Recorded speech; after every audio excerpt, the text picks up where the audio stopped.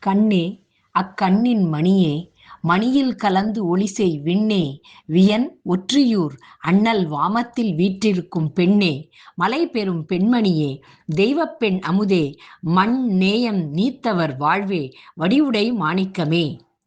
விளக்கம். கண்ணே அந்த கண்களின் மணியே, மணியில் கலந்து ஒளிபாயும் வானமே, பரந்து விரிந்த திருவொற்றியூரின் தலைவன் சிவபெருமானின் இடப்பக்கத்தில் வீற்றிருக்கும் பெண்ணே, மலையரசனின் மகளே, தெய்வப் பெண்ணாகிய அமுதே, உலக ஆசைகளை விட்டவர்களுக்கு உண்மையான வாழ்வு தந்தவளே, அழகான மாணிக்கமே.